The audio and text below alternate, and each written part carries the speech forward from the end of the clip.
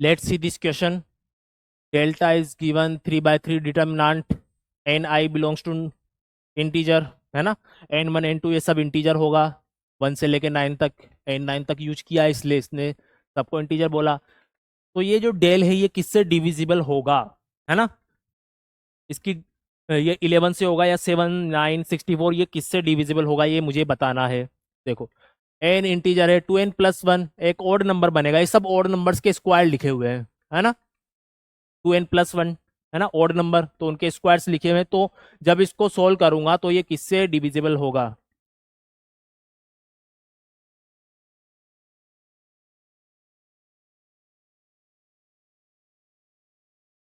ठीक है, ये बताना है. यहाँ पे लिख लेते हैं 2n1 2n2 2n3 n4 n5 n6 n7 n8 n9. तो यहाँ पे डेल लिख लेते हैं. यहाँ पर ये है मेरा 2n1+1 square, 2n2+1 square, 2n3+1 square, 2n4+1 square, 2n5+1 square, 2n6+1 square, 2n7+1 square, 2n8+1 square and 2n9+1 square. ये गिवन है. ठीक है, तो यहाँ पर अपन लिखते हैं C1 में से C2 को माइनस कर देते हैं और C2 से C3 को माइनस कर देते हैं.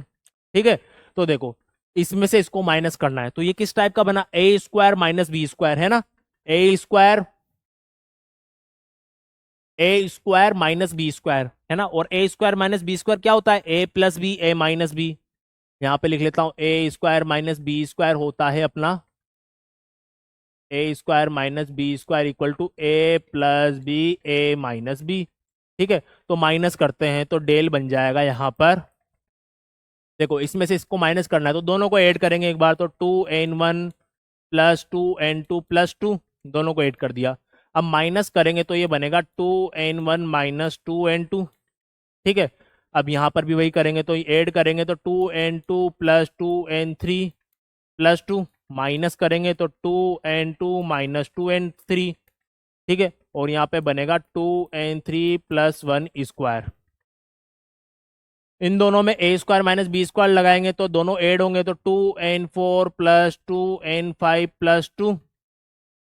ठीक है, और यहाँ पर बनेगा 2n4 - 2n5. यहाँ पर बन जाएगा मेरा 2n5 + 2n6 + 2 और 2n5 - 2n6, और यहाँ पर 2n6+1 स्क्वायर, ये बाहर आ गया.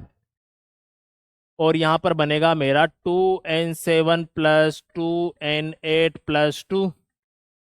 ठीक है, और यहाँ पर बनेगा 2n7 - 2n8.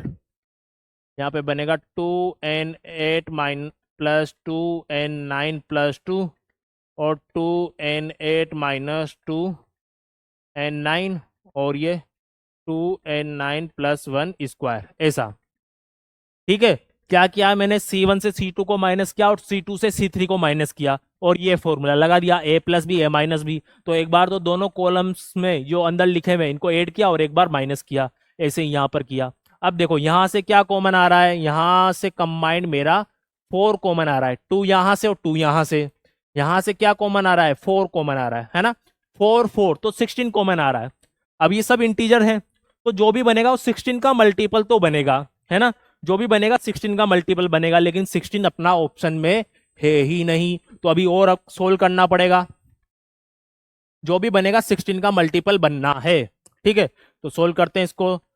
डेल का वैल्यू आया अपना, डेल इक्वल टू 4 स्क्वायर, बाहर आ गया 16, है ना. 4 स्क्वायर अंदर बचेगा. अब देखो, यहाँ पर बना n1 + n2+1. ठीक है, और n1 - n2. यहाँ पर बना मेरा n2 + n3+1 और n2 - n3, और यहाँ पे बना 2n3+1 स्क्वायर, है ना. यहाँ पे बना मेरा n1 plus, sorry, n4 n4 + n5+1 और n4 - n5. यहाँ पे बनेगा मेरा n5 + n6+1 n5 minus n6 और यहाँ पे बनेगा 2n7 प्लस 1 स्क्वायर। यहाँ पे बनेगा n sorry 2n6 plus 1, 2n6 plus 1 square. Common लेने के बाद वाला लिख रहा हूं मैं, है ना। यहाँ से और यहाँ से दोनों से 4 कॉमन लिया है। यहाँ पे बनेगा 2n7 sorry n7 plus n8 plus 1 और n7 माइनस n8। यहाँ पे बनेगा n8 plus n9 plus 1, n8 minus n9 और यहाँ पे बनेगा 2n9 प्लस 1 स्क्वायर। ऐसा बन जाएगा। ठीक है, अब देखो ये लिखा हुआ है, देखो यहाँ पर n1 माइनस n2 है और यहाँ पर n1 प्लस n2 प्लस 1, ऐसा कुछ यहाँ पर लिखा हुआ है। n1 n5 और ऐसा लिखा हुआ है, तो लिख लेते हैं n1 प्लस n2 प्लस 1। यहाँ पर फोकस करते हैं n1 माइनस n2। अब देखो दोनों इंटीजर्स हैं, है ना। दोनों यहाँ पर क्या है, मेरे इंटीजर्स हैं। n1 n2 से लेके n9 तक सब क्या है, इंटीजर्स हैं। तो n1 प्लस n2 प्लस 1 और यहाँ पर है n1 माइनस n2।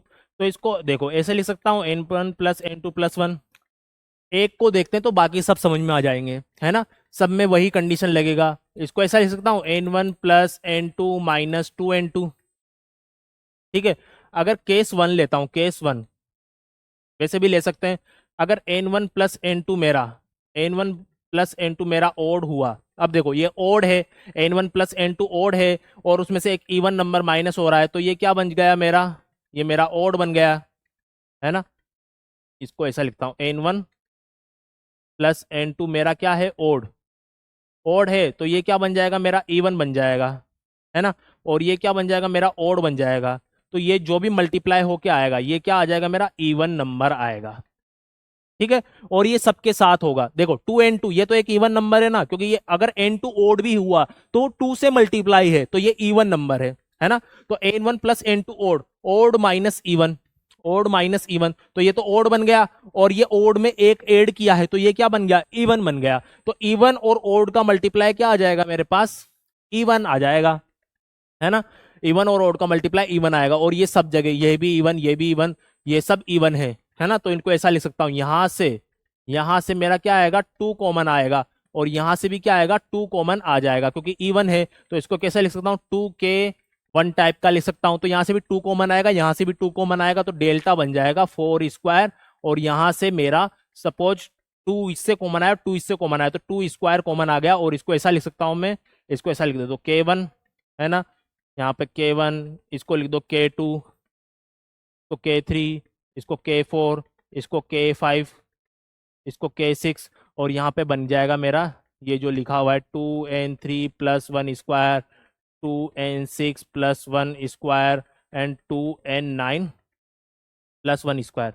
समझ में आया। तो देखो 4 स्क्वायर और 2 स्क्वायर कितना बनेगा, 16 मल्टीप्लाई बाय 4, तो ये बनेगा 64। तो डेल्टा इक्वल टू 64, 64 और यहाँ पे एक डिटर्मिनेंट है, तो यहाँ पे लिख देता हूँ डेल्टा इज